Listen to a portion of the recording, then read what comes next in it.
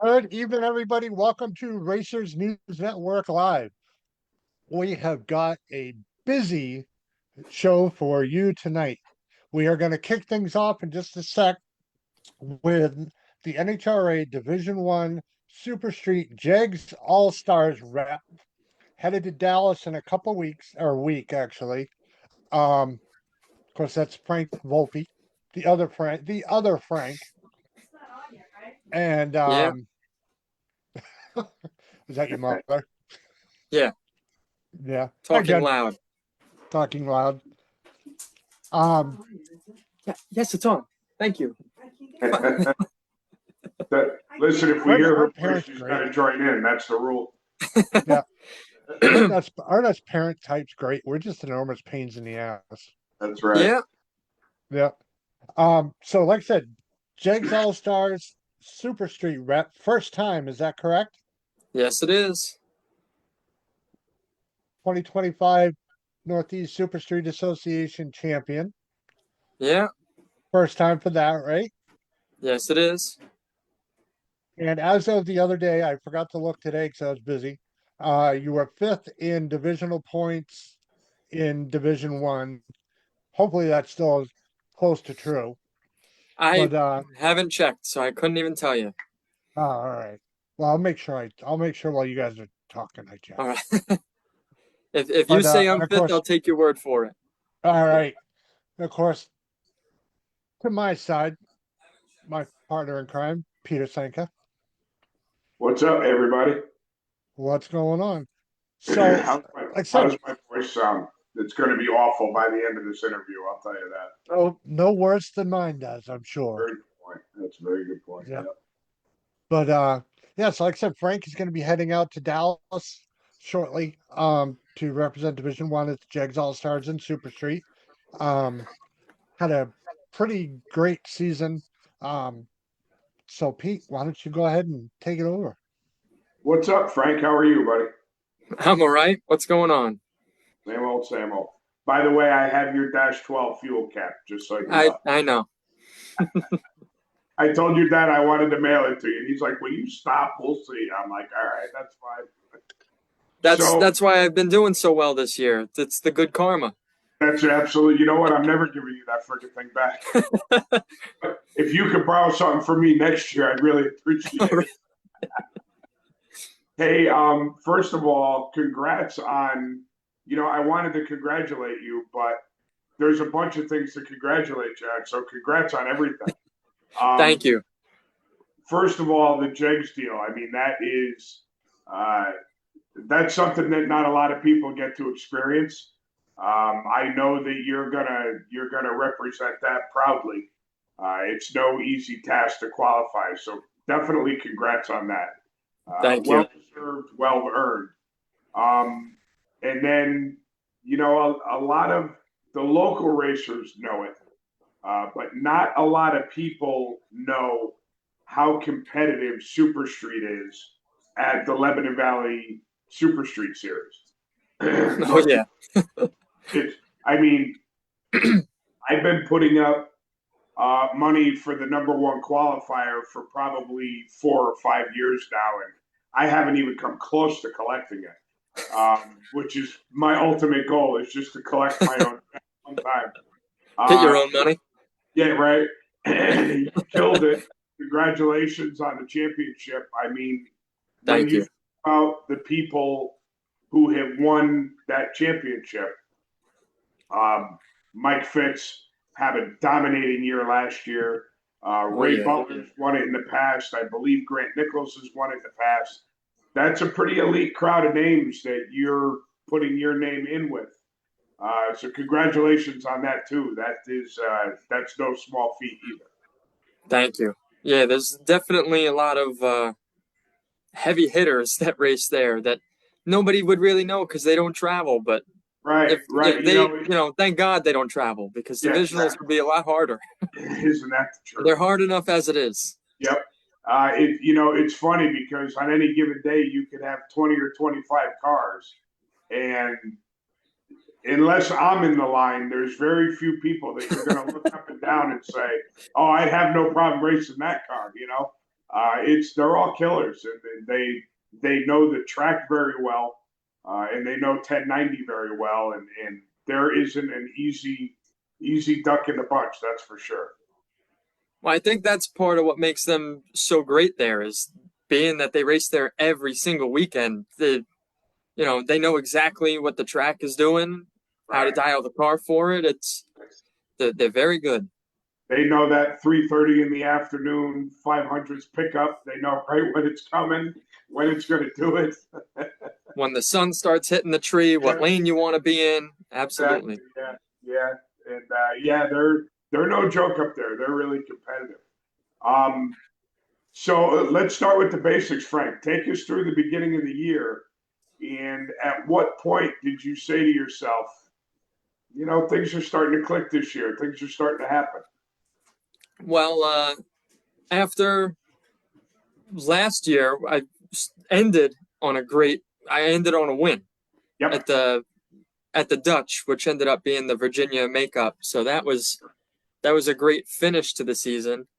And I was hoping to just start off on the same foot. The first divisional of the year was Maple Grove. I was hoping to win again, make it back to back. Sure. That didn't work out that way. But I believe I think it was a quarterfinals I went out to race winner Tom Amorosi. Yep. So he's been having a good year too. 2 wins in divisionals for him. Yeah. He's a tough competitor. Yep. Yeah.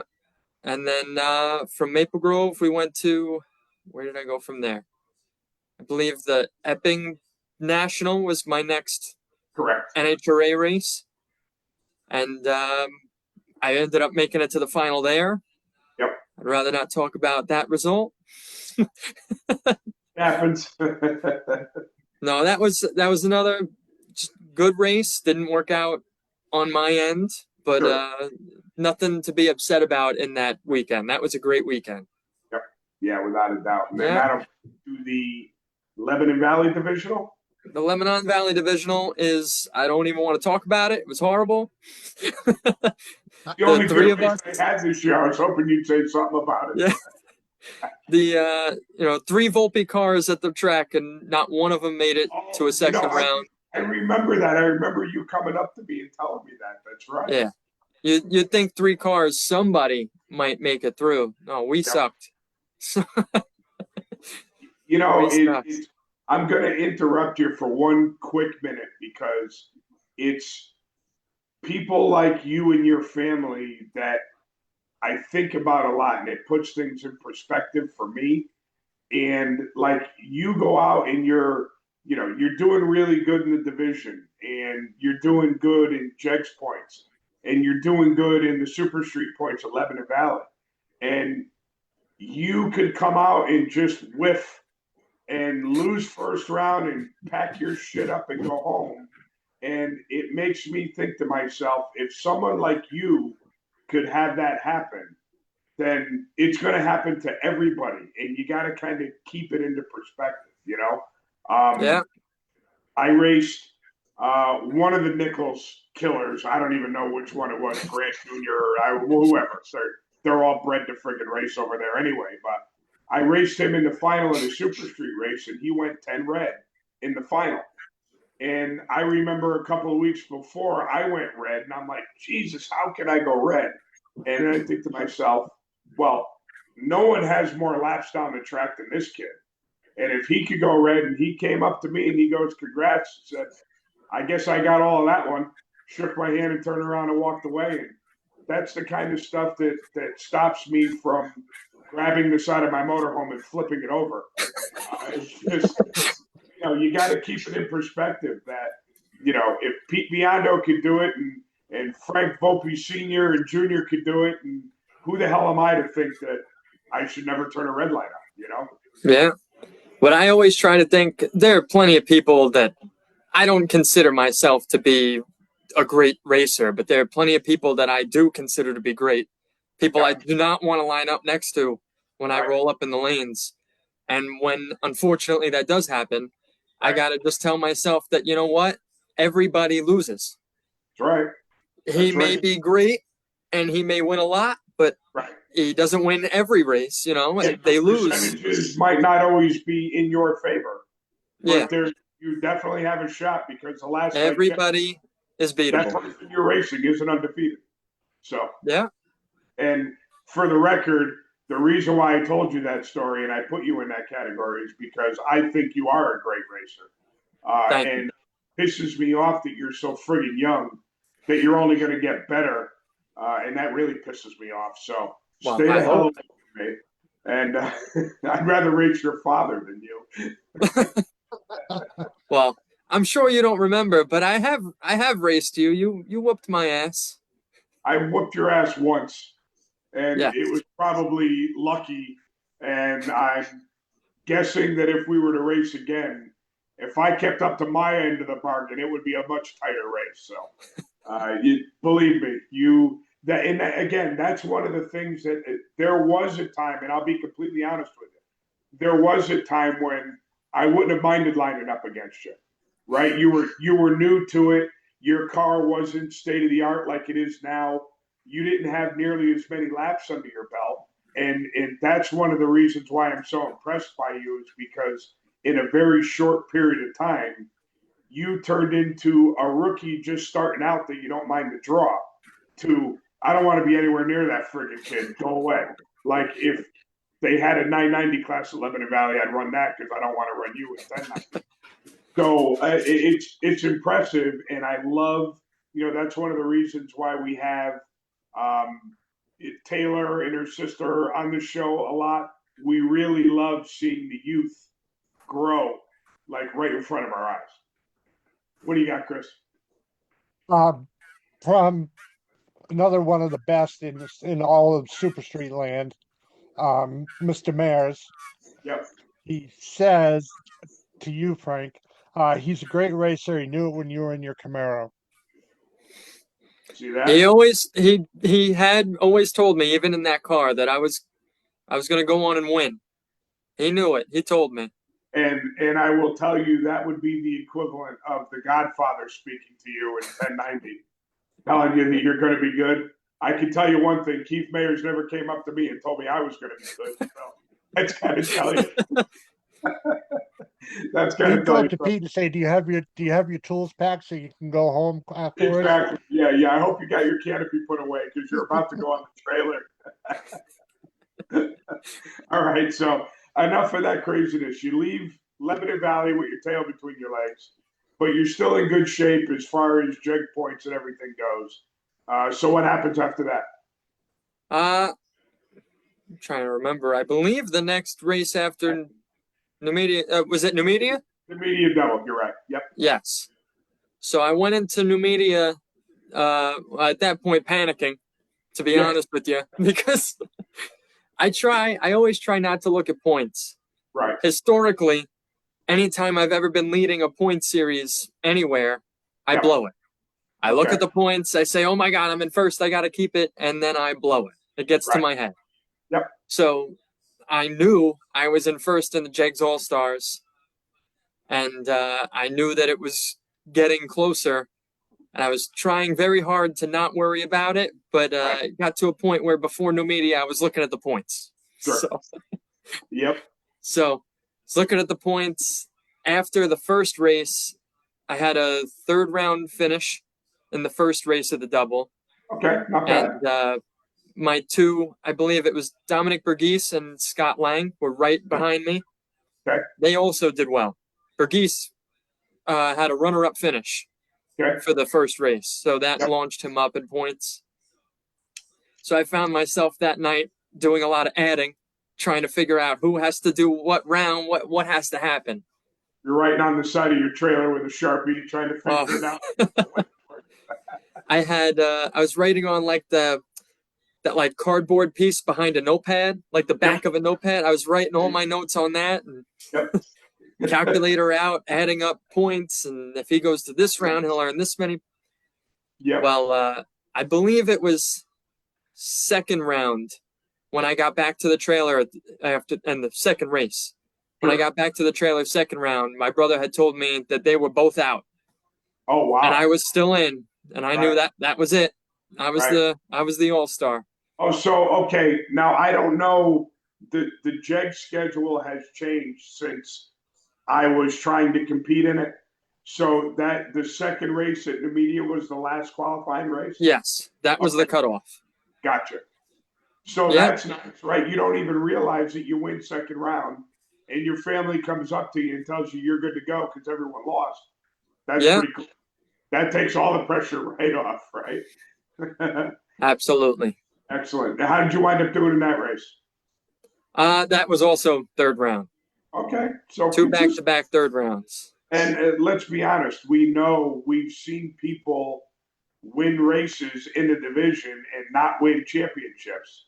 The name of the game is consistency, Yeah, and clearly you showed it because that's what got you through. yeah. Awesome, good stuff. So then you go to Epic. Did you go to Epic? Yes. Yep. Yeah. How'd you do there? So at the Epping Divisional, I had a semifinal exit Very against nice. the runner-up, Jason Mazzata, who's another great competitor. Sure. I mean, he's definitely a killer up there in Yep. New Hampshire. Yeah, I'd right. like to Right. avoid him at all costs. Yes. Yeah. Yep. So Yeah, again, you had two 3 rounders back to back, a fourth round. I mean, it's again that's the consistency that we're talking about, and that's why you're going to go down and be the Division 1 rep for Super Street. yeah. That's awesome. I try to. Obviously, I want to win every race, but Everybody, I tell myself, as long as I'm going a few rounds, that's all that matters. You go 3 rounds here, 3 rounds here. sure. It's all good points. Yeah, I mean, no one ever. I mean, even me, I race like twice a year. There isn't a single time where I pull into the track and I don't think I could win the event. Obviously, I go home bitch slapped more than I don't. But at the end of the day, you never pull into a track thinking that you can't win the race. No, Why? if you don't think you could win, why are you showing up? You're So spending a waste lot the of money. money and you're just getting in the way. So you might as well Yeah, get out. Yep. Yeah. exactly. No. So, all right. So now take us to your Super Street Championship for the Northeast Super Street Association. So that one, I started that one off with a win the very first weekend against Mike Right. Fitz, one of the best up there. Yeah, someone that's no stranger to a final round, that's for sure. So, funny enough, we ended the last race last season. It was a final, me and him, and he had that perfect run. Perfect run against you. That's Yes. So, I've been sitting in your car in the final, like this old bastard. If he does it to me again, I'm going to drive into him. so I went into that final knowing I don't have the best record against him, and he Sure. did give me a bit of a smacking the last time. Yeah, a little bit. At least you know he wasn't taking you lightly. That's for sure. No, I know he doesn't take me lightly, and I don't take him lightly for sure. Right. So I actually got extremely lucky in that Yeah. final round. I had an issue that's now been resolved with my transmission, where when it would start to get hot, it would put more, I guess, like more power in reverse when I would step on the trans brake button, You're and telling it me. would kind of like rock me backwards out of the beam. Right. And so it would just continue to flicker the stage bulb. Sure. And when I would lift off of the gas pedal, ready to take my finger off the button and try to like bump in again, the light would go on and the tree would drop, and I'm 300 on the tree. And Sure. Totally distracted. Happened a few times. Right. Lucky enough, I was two something on the tree, and he was, I think, 8 red. Oh, okay. So that was lucky. So again, not taking you lightly. No, Yeah, that was a lucky win. that's all right. They say you have one lucky round, right? Might as well be in the final. The second race, I ended up being lucky enough to make it to the final round again, Nice. where my car did the same exact thing, and this time I was not lucky. Yeah. So that was a loss. Who did you race in that run? I know I'm going to butcher her last name. Laura LeCue, I think is Yes. how you pronounce yeah. it? Okay. That's ironically, that's the person who beat me in the semifinals at the divisional race. Okay. Yeah, Yep. she's a tough Oh, yeah. competitor too. A great Killer, they racer. all are up there. Yep. So yeah, she beat me in that final, which was frustrating. At that point, that's the second time I've raced her. And the first time was when I had blown up my motor. Yep. And then the second time was when the car did that. So I'm starting to think that she has some kind of jinx on me when Some French every food time I line up. Yeah. Yep. So race So 3. going into the third race, it was a double weekend. It's the Saturday and Sunday right before the divisional. Sure. Saturday, I had hold on, I'm getting races mixed up. Saturday was the day I went to the final. Okay. That was the third race was Sunday, and I went out first round. Okay. And then that was my first round loss of the year. So I looked at that as not a great result for that weekend, but for the year and all, Absolutely. not bad. Anytime you could be 4 or 5 races into the year and not have a first round exit, that's pretty damn good. Yep. And then I made that 2 back-to-back when I went out first round in the divisional. Wait a minute. Is it Lebanon Valley Divisional next? Yes. All right. So you got it all out of your system. Perfect. So I believe the next race was a Saturday. I had a third round finish. Yep. Which wasn't bad. I had, I believe Mike Fitz and Laura both also lost third round, and I knew that they were the two right behind me in points. Sure. Now, at this point, I hadn't looked at points because, like I said, I look at points and then it gets in my head and I blow it. So I knew that I was still in first because I had the 2 finals, but I didn't know how much. Right. So going into the last double of the weekend, races, I believe they were 5 and 6. Yep. We had 7 races. I believe it was race 5 and 6. My wonderful friend Billy Blaker let me know that I was only 1 round ahead, which was great to know. Thanks, buddy. Yeah. And then I had to run Laura first round. I was 1 round ahead of Laura, and I ran her first round Saturday, and she beat me, which wasn't great. Right. She went a good couple of rounds, and when we went into Sunday, she was then 1 round ahead of me. Right. So we flip-flopped. Sure. Sunday, I went on to win the race, which was great. That gave me a boost. And flip-flop back. And then, yeah. Yep. And when we went into the very final race of the season, I was number 1 qualifier, which I believe gives me some points.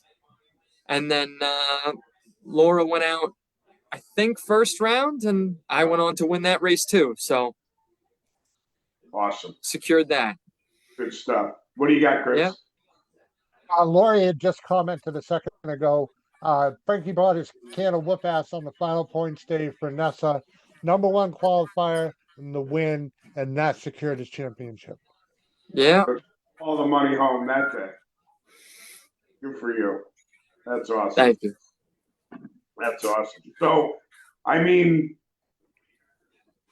by a lot of stretches, most people would consider this a dream season.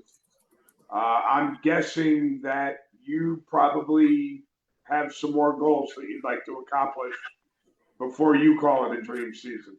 Absolutely. That will bring us to next weekend and you making the trip down south. Yeah. So we're going to leave Friday night, get going. Awesome. Good for you. Who's going? Racing? Anyone else in your family qualify?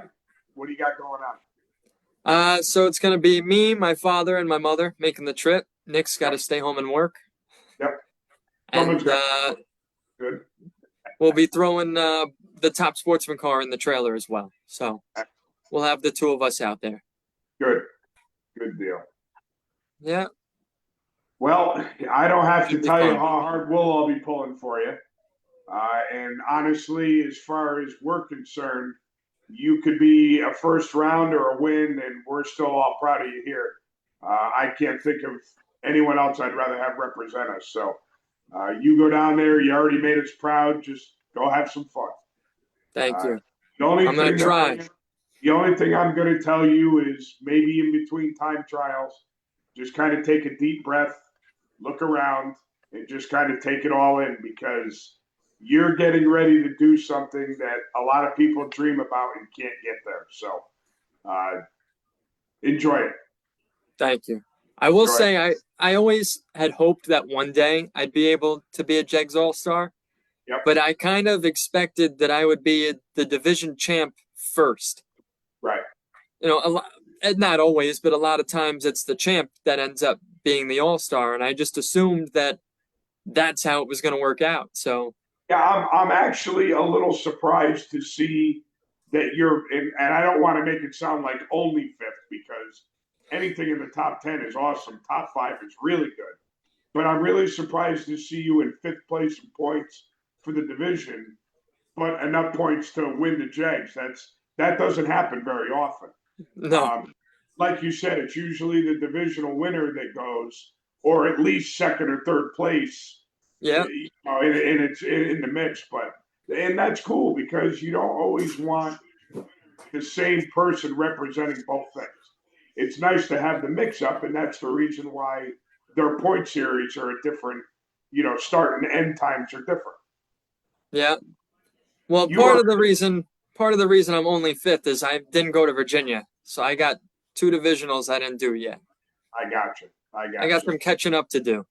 So if you go, how many races do you have so far? I have 5. So when there's a divisional in Texas, and then I have Cecil. So I'll have 7 this year.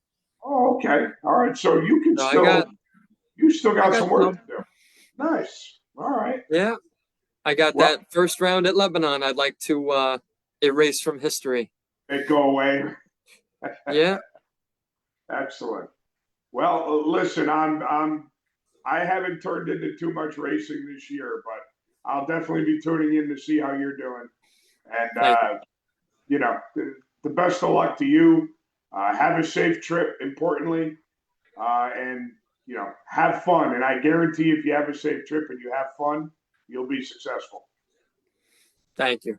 I'm You got certainly it. going to try to have fun, but No losing doubt. first round isn't too much fun. So let's hope. You know what? You got another race to enjoy out there. Take in the experience. They're going to treat you like a king while you're there. I hope. You already won. Seriously, you already won. Go ahead. And you finished third in Super Street Association with Rob. Jesus. Okay. Well, I will say that's a disappointment, because I went into that race second, so I finished in third. That was that. Thank you, Keith. Thanks, Keith Mayers. I don't even know why we have you on the show. You suck. I do. You know, I was just thinking it would be cool at the final round of Super Street at Cecil. And nothing against Keith at all. Keith's an awesome guy. Yeah. Either you or Taylor knock Keith out, and you and Taylor in the final round. That'd be That cool. would be like the winner of the RNN Youth Crown. We'll have to get a belt made up or something. Taylor and I, most races, we tell each other we'd like to meet in the final, and so far we have a 100% chance of failure at that. So, yeah. So maybe Cecil. You never know. How that happens, right? It feels like some people you race 4 times a year. I remember the last year that I ran, I want to say competitive. I think I did like 5 races that year. I raced Jason Lawrence 4 out of the 5 races. It was the craziest thing. Second round, third round, we bang into each other. It was just weird. And then there's some people that I've never lined up against that I've raced with for 20 years. It's bizarre. But just think about it, though. It'd be Ford versus Chevrolet, car versus truck, Guy versus girl. Yeah. It's got all the makings of a perfect run. Yeah. And last race of the year. Well, listen, you start packing your bags, get ready, start meditating, hit the practice tree or whatever you got to do. And best of luck to you guys and have a safe trip. Thank you. All right, my man. We'll be watching. We'll be cheering for you. All right. Frank, Thanks. best of luck. All right, buddy. Thank you. You're Have a good welcome. one. Thanks for Hope to, coming on and hanging out Hope to with make us you for a proud little out bit. there. All right. You already made us proud. All right. Thank you. All right. Bye. Take All right. care, Have a bud. great night, Frank. All right. Frank Volpe III, our guest tonight, and your NHRA Division I Super Street rep at the Jegs All Stars in Texas. And Pete's checking his messages. I am resending the Zoom link because he lost it. So bear with me. Oh, okay. Yeah, we have a last minute addition to the show this evening. Of course, I'm talking about our, I hope I pronounced his last name right, Ralph MIOLLA. Just Sounds call Ralph. good. Here, Ralph. Yeah. We're not fussy. MIOLLA, Ralph. Well, while we're waiting for Ralph, I have to check the score of the Yankee game. Still 1-0. All right, so while he's doing that, I'm going to throw this out for those of you that haven't seen it. Plus, I want to actually hear your answer, even though I know it. Yep. But maybe you have time to explain your answer. Super Street, only Yes. class that does not have a national championship. Should it? Yes or no? Why or why not? I just think that the class has developed a lot from its original intention. And I don't see it being any more beginner or any less competitive than any of the other .90 classes. It has proven its stay power. It's proven its competitiveness. And I mean, to only have one national event a year that we could compete at and to not be able to run for a national championship after all these years, to me, is just, I don't know, foolish. I don't think there's any other class. I mean, let's face it, most classes start out as exhibition. I mean, even top dragster and top sportsman started out as exhibition. I don't think there's ever been a class that started out as a non-world championship gone this long without given the opportunity to run for a national championship. Okay. I totally understand that watching throttle stock cars is like watching paint dry. I get it. Everyone needs a time to get up and go to the bathroom and go get a cheeseburger. And usually it's when the .90 cars are running. I totally understand that. But at the end of the day, I don't think we're any more or less entertaining than Super Gas or Super Comp. If anything, I will argue, biasly, obviously, that people could relate to our cars a lot more. They're not dragsters. They're not open body roadsters. You know, everyone's got doors opening and closing. It definitely is more relatable in Super Street than the other two .90 classes. I don't know. I don't understand. There's always, it seems like every 2 or 3 years, it circulates that, you know, next year is going to be the year, but it never happens. Right.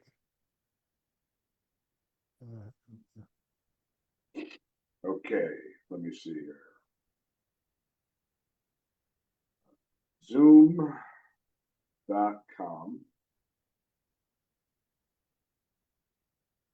Join meeting. Ralph never did Zoom before. Oh, all right. I'm sorry. I wish I'd known. I would have sent you the thing that I have. Enter the Oh, code. well. Enter the password. All right, let's see if that works. I gave him a blow-by-blow description. So anywho, we As had, we digress, yeah, right. Um, Let me ask you a question. Were you at all surprised about the poll that you put up for the four wides? well, How do you feel about the four wides? I mean, I get the entertainment value of it. Yep, I've never been to it because it's, I mean, it's too far away for me to travel at this point. yep. Um, without actually seeing it in person, I'm not 100% sure if I can answer that question. I It's will say it does seem a little hard to follow, but I'm also following it online. I'm not following it live in person. I will tell you that it is a little hard to keep track of when you're watching it on TV. But the thought of four of those cars running down the track at the same time is like it's something that I need to see at some point in my life. Yeah. 40, what, almost 50,000 horsepower Yeah. running side, What are they side calling it by now? each. 12,000 a piece, 11,000 a piece. Yeah, Yep. I mean, pretty crazy. So again, I would like to at least see in person sometime. Then I can offer a legit judgment. Right. I think the online coverage kind of sucks because instead of it being one, two, three, four, winner, runner up, third, fourth, it's Sure. this car was this one and but didn't win. This, then like three-quarters of the way down the list. Oh, this one won. I think that could be tweaked just a little bit. Maybe that would make me enjoy it a little bit more. Right. Right. I mean, I like the fact that they're trying to do something different to keep things fresh and people on their toes. The only thing that I don't really agree with is I don't think it should be a points race. It'd be And like the Winston Select thing. right, which I had said in the comments when you put the poll up. I'd like to see it like an exhibition, big money. Have some fresh faces in there doing something. I just, Yep. when it comes to the points, I don't think it should differ from what they do all year long to earn points. Right. Because they did the select, if I remember correctly, because it's been, what, 25 years or so It was since a that while ago. happened. They did that at the US Nationals. It was like a prelude to championship or to Right. that weekend. Yeah. I Um, like there was a race, and I feel like it was one of the Winston Invitationals was they raced funny cars against dragsters. And they had like a handicap head start. It was pretty cool. yep. That was pretty The wild. other thing, you made me just think of this by asking me that I would like to comment on. Strictly my opinion, nobody else has influenced it, told me I was wrong, right, or whatever.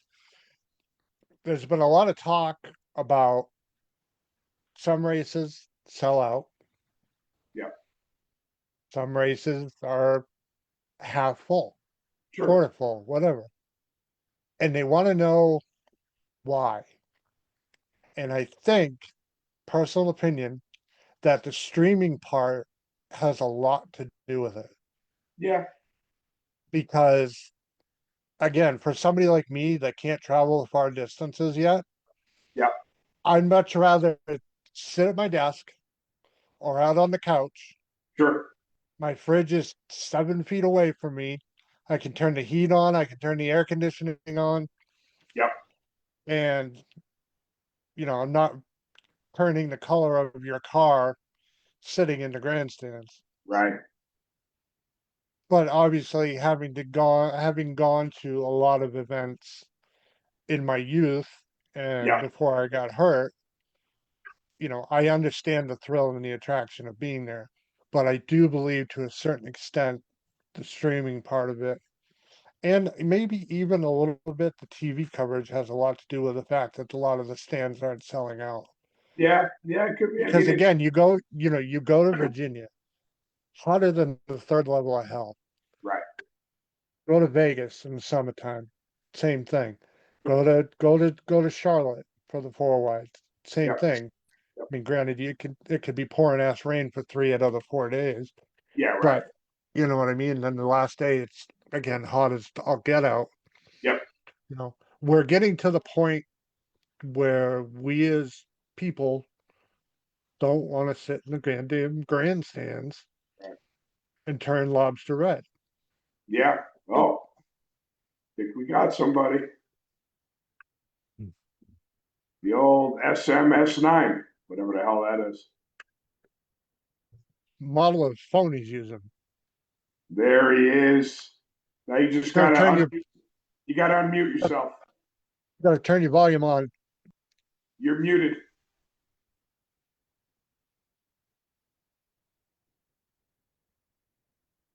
Maybe lower. I know it's lower left. Bottom left. Okay, can you hear me now? There he There is. We got sound. We got sound. We got video. Life is good. I'm How are sorry. you, I Ralph? thought that was a link. It opened up as a picture. I'm like, oh no. All good. Welcome to 2025, my friend. Well, you know what? Like, you know what's funny? Like, I'm coughing because the last time I used Zoom, it was COVID. So, Oh God, yeah, right. yeah, Zoom and COVID. All, are all the like, you know, COVID dust came out at you. Yeah, really. yeah. How you doing, Chris? Good. How are you, Ralph? I'm doing wonderful, man. I'm doing wonderful. This is our Catalina wine mixer coming up at you. You know what I'm saying? There you We're go. we're getting crazy. There you go. Very cool. Pete's gonna block me after this race. All right, so let's talk. Yeah. No Open rules, up. no time. No time, no rules, however you want to say it. Coming up Well- this weekend. Well, Pete, I want to thank you for taking this whole thing by the horns, because you know that we're so distracted with small tire, all steel, all glass, outlaw, you know, all the things that kind of got this whole thing rolling. right. And some of the opportunities for the top sportsmen and the bracket fest were sort of slipping through our fingers. Sure. So I think we have a plan that's going to be put things back on the rails. Yeah. I posted. So let's just put everything into perspective. All right. We have a race that originally started with 4 classes: small tire, big tire, heavy, which is not the heavy like no box. It's heavy in the small tire world, and all steel, all glass. And I've been working with Scott and Ralph for a couple of years now doing the chip draw stuff.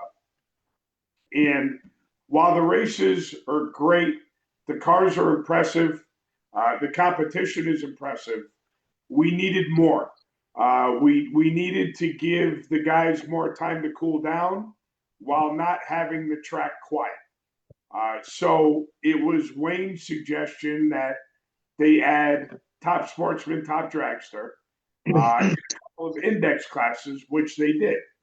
And in the need for even more, it was suggested that they do a bracket bash. Now, here's the problem with adding stuff on. If anyone's ever promoted anything in the drag racing world, you'll know how hard it is to just promote the 4 classes that they originally had. Then they started promoting 1150, 10.0, and 850. Then they took on Top Dragster, and now they're throwing bracket racing into the mix. And basically, they realized that, and Ralph, interrupt me whenever I get off the rails here, but they basically realized that they were just spread too thin. Raising money for the new classes wasn't necessarily a thought or a priority. So they asked me if I could help out. And I am by no means a bracket racing or top guru, but I have been to the track enough to know what's going to attract people to come and race. Well, So yeah, I mean bracket index. It's the bread and butter of Lebanon. I mean that's we're the outliers in that scenario. So right, right. finding things that can involve the crowd. That's Yep. really In stuff that because we kicked around Instant Green, then we kicked around Pro Dial, and I know it's looking from the outside looking in like we keep changing our stance and we keep bouncing around, but at the end of the day, we're just trying to attract the most racers, the most money, and give yeah. everyone the best time that they could have. And I Well, will tell you that input from Sue and Dan Bell, input from Wayne, and input from a lot of racers that reached out to me got us to where we are right now. So no, you know what? And there's no problem. We haven't even last year we Bracket Fest prior to this was 1150 index. correct. And we didn't get the sticky on that number like we think we could get with a bracket class. And then we were just trying to do one bracket class. And then I think we kind of shelved it. And then when the flyer came out and then the days roll on, it's getting real here. Hey, Instant Green ain't gonna work if I'm actually thinking about going to this. Right. So now we're a traditional box, no box. Yes. We've boosted the prize. It was only 1,500, but now that we're doing two different unique portions of that, we're going to boost that another $1,000 and give away more of the prizes. So we're going to have about a $2,500 cash prize pool, and then probably about another 1,500 or maybe 1,000 in prizes. So I mean that's what we've done since we put the flyer out. Yes. This year. So these are like improvements along the way. So if you go and you look at the latest version of Bracket Fest, it'll resemble something that you're used to at Lebanon Valley. Right. It's going to be $100 all in. That gets you your track fee. That gets you your entry into Bracket Fest, and that'll all happen at the main gate. Right. So anything else is going to be paid separately at the merch/NTNR entry tent. Yeah. But and then the other thing, thanks to you, Pete, Top Dragster, Top Sportsman, we were getting complaints that, comparatively speaking, the payouts versus the buy-in is expensive. The problem with having a Top Dragster in these index races alongside our heads-up racing is we do an extreme amount of prep. At this point, we've got somebody.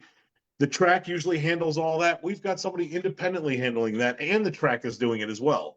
Right. Those things just generate more costs. Is that a problem for a typical Top Sportsman, Top Drag? Probably not. But this is how we roll. I mean, if you wanna help us in our backyard, this is the cost of us doing business. Now, with that said, what we could do is, if we see the car count go from 20 plus, we'll boost that prize from 2,500 to 3,500. So we'll come out another grand on that if the participation's up. If it goes to 32 cars, we'll boost it to 4,500. We still have second 4,800. or 4,800. Okay, well then I have to change that on the flyer. So okay, so it's 4,800. My apologies if you see the flyer. You got it right on the flyer. You put 4,800 on the flyer. Yep. You know what? If you see a lot of things flying out of No Time No Rules, it's from me, and I'm just like, so it's world in motion. Sometimes I hear about my errors after things get released, but Pete, we are back on the rails. We're trying to fortify Top Dragster, Top Sportsman, correct Bracket Fest to be something that's more, I don't know, conforming to the typical bracket racer at Lebanon Valley. Typical day at Lebanon Valley. Yes. Yep. And Pete, thank you for your $500. That's great straight line performance. We really appreciate that. Thank you for making Scott and I pay $500 more. Yeah, I had to get into their wallet too, just to make it a little more lucrative. But there's something that I want to stress to you guys, and I'm obviously, first of all, I'm honored that Scott and Ralph asked me to get involved and to help out. That makes me feel good. That makes me think that they have a decent opinion of what I'm doing with my racing program and that I'm able to help out.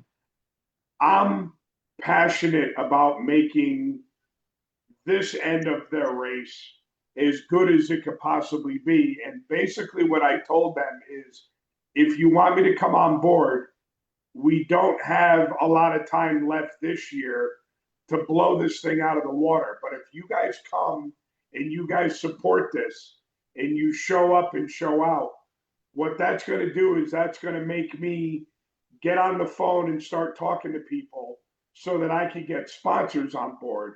And next year, we could blow this thing out of the water. There's no reason why bracket racers can't be racing for a $5,000 pop. There's no reason why Top Sportsman, Top Dragster can't be doing the same or more for less entry fees because we have sponsors that want to get involved and help out. I would love to see that, Pete. Absolutely. Yeah, basically what Ralph and Scott do on the no time side is what I would try and do on the bracket side. That's good. Again, I'm going out on a limb here, and it's kind of a big ask, but even if you're not crazy about the entrance fees or the payouts, please come to this race and support it. And my promise to you is if you do, you'll have something that you'll really want to attend next year when we get some power behind us and we make this thing happen. I can't agree with more, Pete, because you got to remember when you fund a race and you got 7 classes, we're talking to the people that are probably most associated to the classes that we're closest and dearest to. Sure. So, and we're relying on those sponsors, those businesses, those racers that come in those classes, right, to help fund also these other bracket classes that we're trying to do too. Because basically, funding a race is it's like you're filling a pool as far as you think you need to be to get the rest from the race. Right. And, yeah, right. And if you get a class that's really, like last year, no offense to the big tire guys, we had to throw $3,000 in sponsor money just to pay our bills on that class. Right.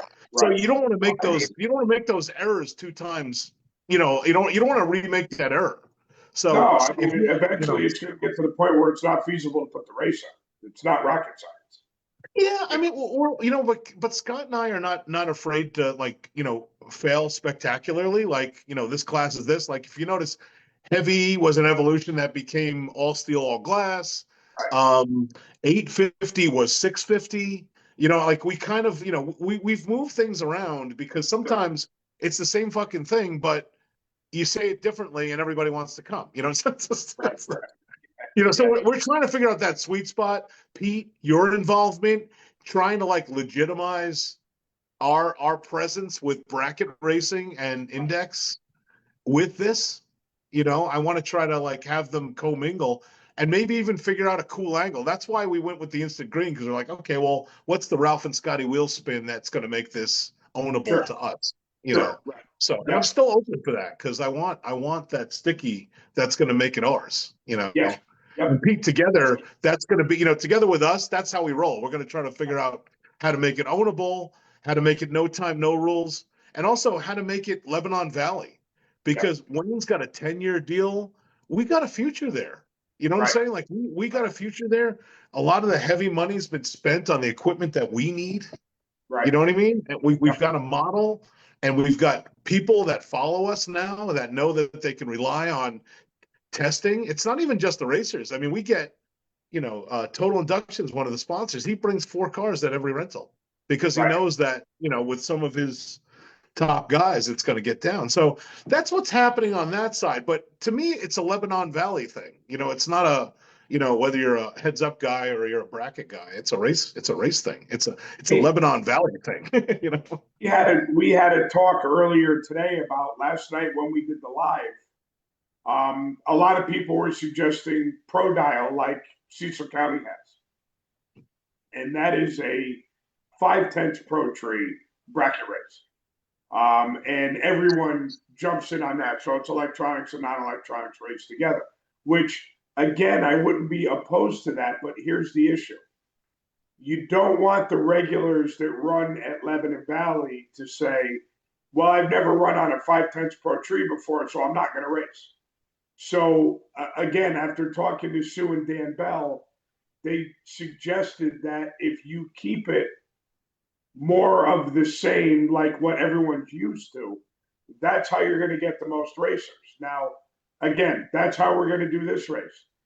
As you can tell, Scott and Ralph listen to feedback, which is the whole reason why we're doing this quick shuffle the week before the race. If we get feedback that something else would work better, we're not opposed to trying it. But right now, we wanted to give you guys the old pair of slippers, something that you're going to feel comfortable getting into, and that will make you bring your car out for one more weekend before you put it in mothballs. And bravo for Sue and Dan to chime in too. I appreciate They it. helped a lot, and that's one of the things we love about Lebanon Valley is the employees aren't just employees. They give a shit about the track, the racing, the competitors, the spectators. They care. If they didn't care, they would sit back and say, who gives a shit if 5 cars show up? That's all the less entries I got to do in the computer and all the less envelopes I got to stuff, right? But they're not Absolutely. like that. They care. No. So, it's a family affair up there. I mean, it really is. Real quick, is you had said that if you go to 20 entries, you're going to pay out 3,500 on Yep. top. Okay, I don't know if you guys could see this. You probably can't. Well, maybe you can. All right. So $175 times 20 entries is exactly what your payout is. All right.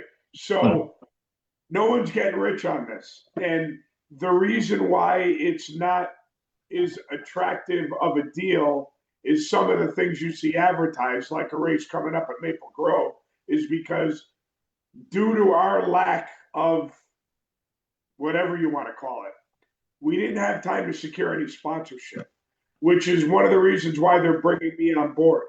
So I promise you that if you guys come out and support this race and show interest, I'm going to get some money into these classes so that the payout doesn't look like this next year.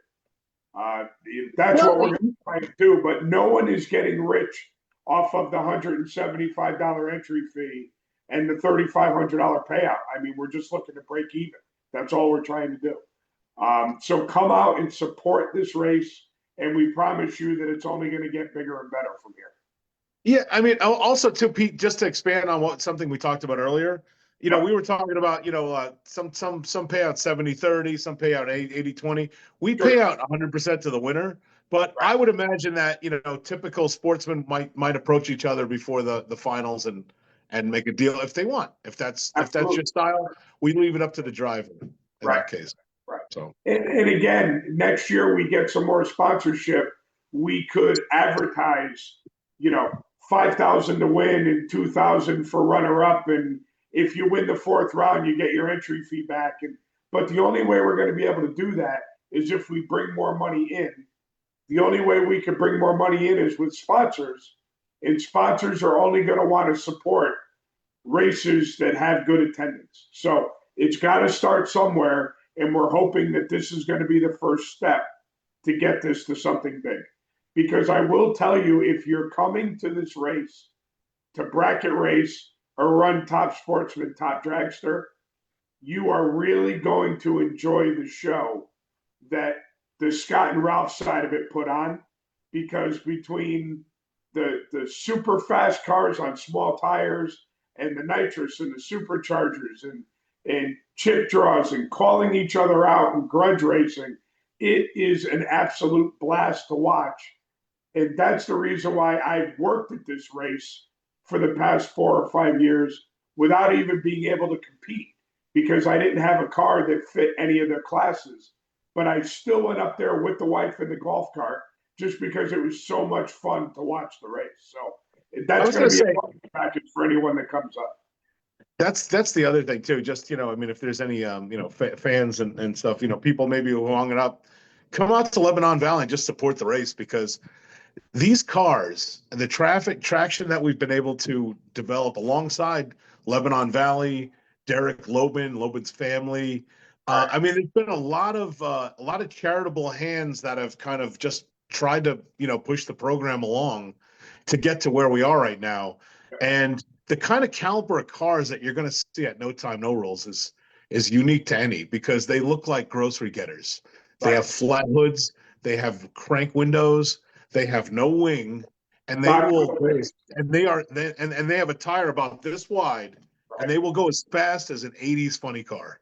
No shit. So it's funny that you say that, because I wanted to put this as a comparison. And this is by no means a dig at anyone who runs funny cars. But 2 weeks ago, they had Funny Car Chaos up at the Valley, which, by the way, was a dynamite show. And if you have the opportunity to go check it out next year, go, because it was awesome.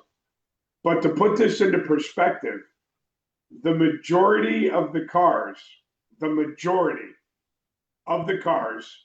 are on Scott and Ralph's side of the race are faster than the majority of the funny cars that were racing at the track 2 weeks ago.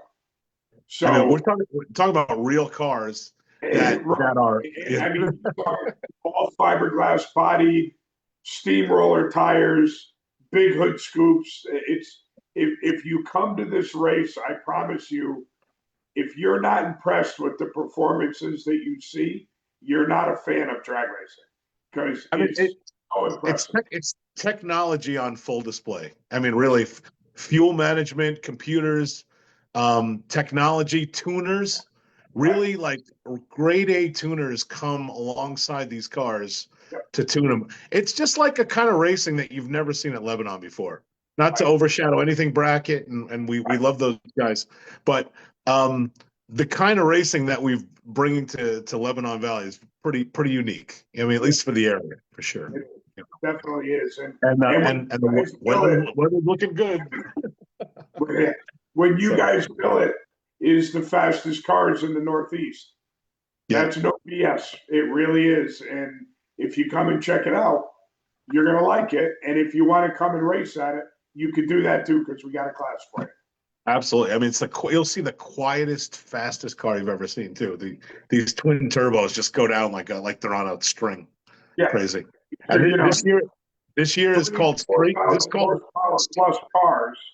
Figuring out how to make a friggin' bicycle tire hook up and go down the track, and I'll tell you what, it's no joke. Well, Saturday, October 4th, we're having a prepped rental, and that's where all the guys are going to have a free-for-all, testing the cars out, sizing things up, and that's going to be its own show. That's open to the public. You can come out and watch and see all these gangsters going flat out. Yep. And then later in the day, we have some big money grudge races. Probably two of some of the fastest cars in there that Pete knows some of the things they've run. It's unbelievable. They're going to go at it. We have a couple of grudge races of some of the young guys that are coming up and running. Yep. And then we're going to have a little guys shootout. These are the guys that have, like, maybe a turbo on an LS they pulled out of a Tahoe. It's running pretty good. Pete, you're building a car just like that because you can't help yourself. Yep. And these cars are sexy. They're fast. They'll drive to the store and back. Right. And we have a little test. What we often do with our heads up classes, we have a test bed, and we do it at our rentals. And that's what we're going to do. We have an 8-car shootout. We're racing in shootouts before even the race happens. Right. So that's on Saturday if anybody's interested. And then Sunday is going to be crazy, Pete. You know the deal. I can tell you, I'm going to be. The kids are going to be collected in school on Monday because I'm going to be tired. It's going to be a lot. Forward to it. You got to get your chip hand. I'm loosening it up now. We're getting. We appreciate you, and Chris, we appreciate you too, man. And thanks for anytime. I'd love to come out and check it out sometime. This year's still out for me, but hopefully next year. Yeah, I hope you're doing well, my friend. A little indicator. One of my favorite No Time No Rules moments was, I believe it was Saturday night after racing was done. We all got in our golf carts and we were hanging around close to the starting line. talking to Wayne and whatever. There were 3 or 4 of us, and friggin' Donnie Curtis rolls up in his gold suit. So for those that don't know, Don Curtis has a Ford Fairmont that's gold, and he dubbed the car Gold Member. And he came up in an all gold suit, and we all just fell on the floor. It was the funniest I have ever seen. Well, he won a grudge race, so he came out with his cash, and he had an all gold suit he bought on Amazon or something. So I don't know. He brought the house down. I mean, it was like, but that's the kind of stuff that you're going to experience at you this know, race. you know what? We have lots, and then we have import guys that are that like the really fast import guys. I'm not talking about like the axle breakers. I'm talking about the rear wheel drive. Sure. You know, guys who just there's no bad passes in the extreme import world. Well, you got that right. Yeah, yeah. They will bounce off the wall and go through the stripe and consider it a success. Absolutely.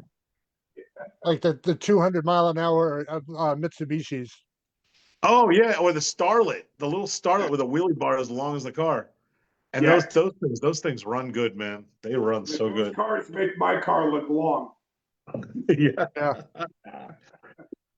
Awesome. So, all right. So the newest flyers out. We got Top Dragster, Top Sportsman's going to pay $3,500 if we get 20 cars or more. It's going to pay $4,800 if we get 32 cars or more. Yep. And then we have second. Good. And did you raise the minimum to 540? Yes.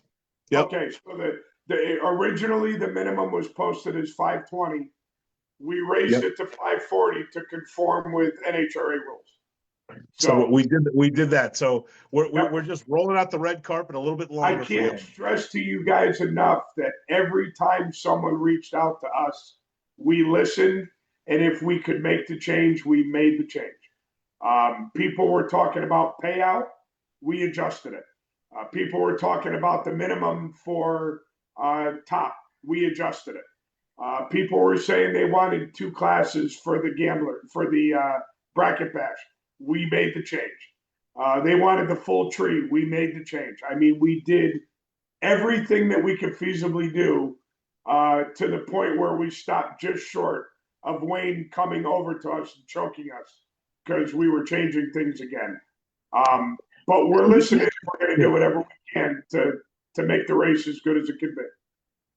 Well, you know what? We unfortunately we just go by car count. Car count is our success. You know. Yes. Yep. Everybody having a great time is good and all, but you know, filling a class out and kind of getting it to level where we thought it would be with the money we earned is really the goal. You know. And Pete, if you know what, we look forward. And also, I just want to finish it out. We have 850, which is awesome. Dana with the '69 Corvette won. You know, one. Yep. That was a great win.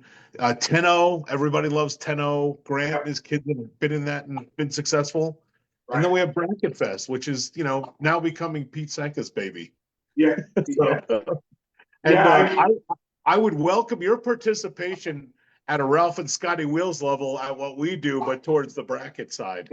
That would coming together, you know. That's absolutely the goal. I would love to have a $5,000, $7,500, $10,000 race. I mean, that would be friggin' awesome. That would be awesome. So, well, you know, things could Pete. You see, I mean, this was a COVID race that started out as like a Sunday. Hey, would you let us, you know, tip in with the test and tune? Sure. And then here we are now, you know, and also I would be not doing anybody justice if I didn't thank Lebanon Valley, you know, and Wayne, his participation, his willingness to work with us, you know, as a team is been the only reason we've come back. Seriously. And more importantly, his willingness to educate us, right? Because you guys weren't born promoters. You didn't grow up in a family of promoters. You had I have a marketing degree, but not a track degree. But you guys had an idea, and Wayne sees promoters about 30 times a year.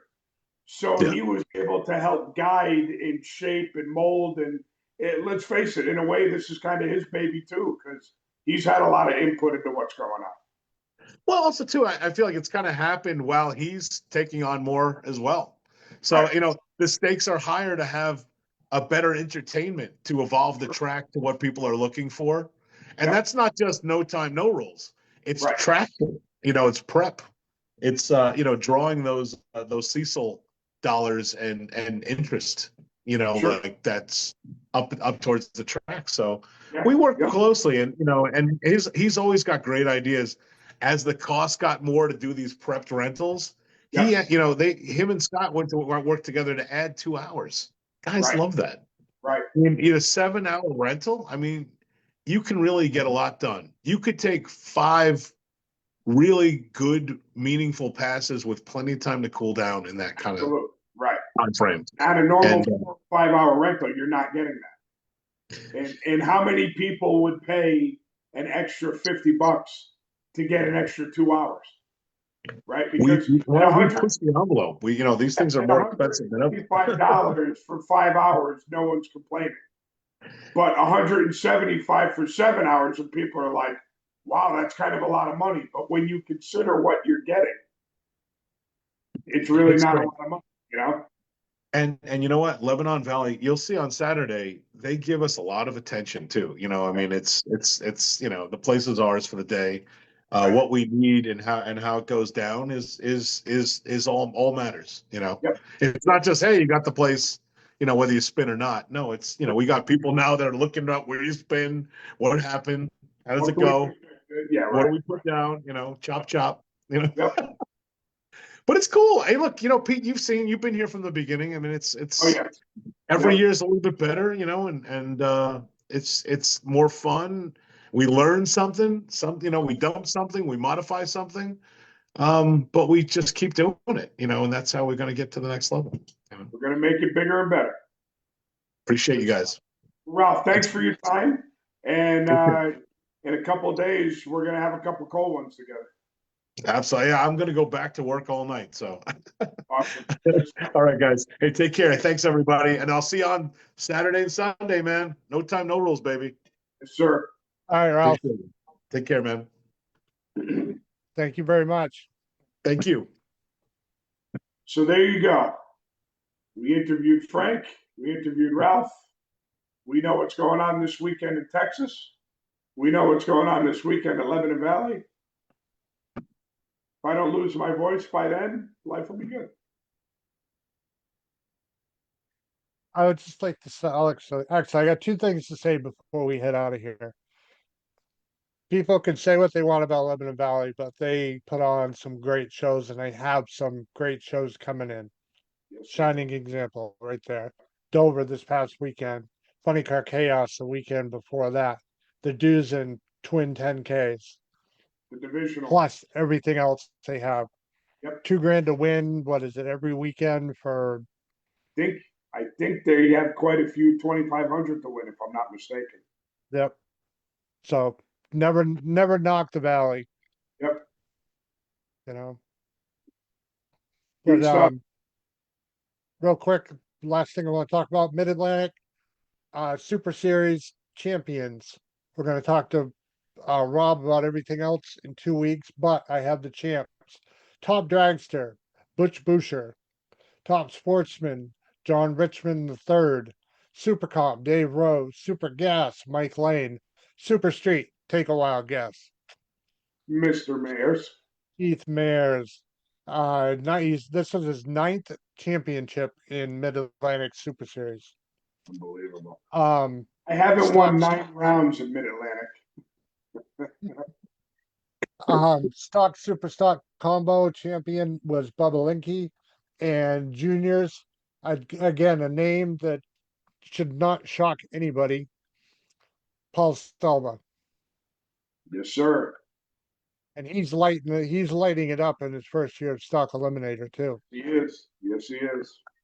So, Pete's gonna be off next week. I think you got that thing to go to, right? Aren't you headed out, or is that the week after? No, I am going Thursday night to Florida. Thursday night? Yeah. Okay. Pete may or may not be here next Tuesday, but we're gonna have Seth Noble from New England Dragway on. Week after that will be Rob Keister from Mid-Atlantic Super Series. And ladies and gentlemen, boys and girls, that is how Racers News Network Live does that. Best of luck to Frank Volpe III Definitely. at Jegs All Stars in Texas. Congratulations to 9-time champ Keith Mayers. And if you're headed out to race this weekend, if you're headed to Lebanon Valley for the events there with Ralph and Scotty and Pete and that crew, have a good time. Enjoy, drive safe, race safe. We'll see you all And later on. best of luck to your wife in recovery from her surgery. Yes, hopefully she will be home tomorrow. Make sure you tell her that we're all asking for it. Absolutely. And oh, one other quick shout out. Jamie Blake, um, Jay's nephew, is helping me out doing some work on my wife's car for me. So I wanted to give him a shout out, say thank you very much for taking time out of your evening to do the brakes on my wife's SUV for inspection. So Well, appreciate it stuff. very much. It's racers taking care of racers, right? Yep. Good deal. Feel better. We'll talk to you soon. See you guys. See ya.